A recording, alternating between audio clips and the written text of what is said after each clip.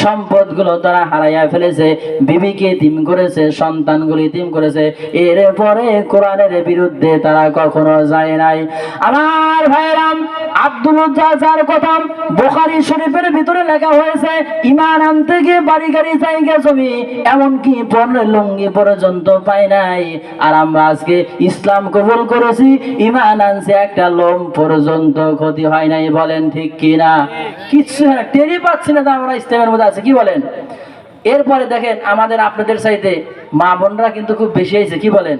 তবে মা বোনরা পর্দার ভিতরে আছে, কি বলেন? মাহফিলে পর্দা, জানালায় পর্দা, আসলে কি ভিতরে পর্দা আছে? কিচ্ছু নাই। উদাহরণ দিলে বুঝবেন। আজকে একটা জায়গায় আমি জুমা বাড়িতে গেছিলাম, সেই বগুড়া শাহজাহানপুরে। ওখানে দেখলাম পানের আবাদ করতেছে, অন্যান্য জায়গায় কেমন জানি না।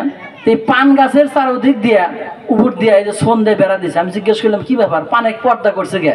কয় হুজুর কোয়েন না, পানে যদি পর্দা না করে সূর্যের তাপে পান নষ্ট হয়ে যাবে, এই জন্য পানের পর্দা করছে। আর আমরা পর্দা করি না, কি বলেন? তবে আপনাদের সিরাজগঞ্জ উল্লাপাড়ার মায়েরা পর্দা করে, কি করে কিনা? আচ্ছা, যদি বলেন বাজারে গেলেন, আপনারা বাজারে যাওয়ার পরে কলা বিক্রি করে না, কলাই আজকে আমাদের কলা খাইতে দিল, কি স্বাদ কলা। তাহলে এই কলাটা যদি শিলা বিক্রি করে আপনাদের সহজের জন্য, সুবিধার্থে, কি সুবিধা? যে কলাটা শিলা আপনাদের সহজ খাওয়ার জন্য, মেহনত করা লাগবে না। কি কেউ কিনবে না আপনারা? যদি বলে হুজুর বা ভাই এমনি নেন আপনারা কলা শিলা দিয়েছি, কে নিবেন যুবক ভাই? কে নিব না?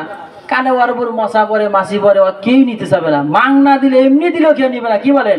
তদ্রুপ ভাবে আমার মায়েরা যদি পর্দা না করেন, এদের প্রতি কোনো চাহিদা থাকে না। বলেন তো বিয়ে করতে আসবে, বলে ওর মেয়ে পর্দা টর্দা করে না, পারে উল্লে নিও না। আর যখন মেয়েটা পর্দা করবে, পর্দায় চলবে, দেখবেন দামি আলাদা, কি ভাই?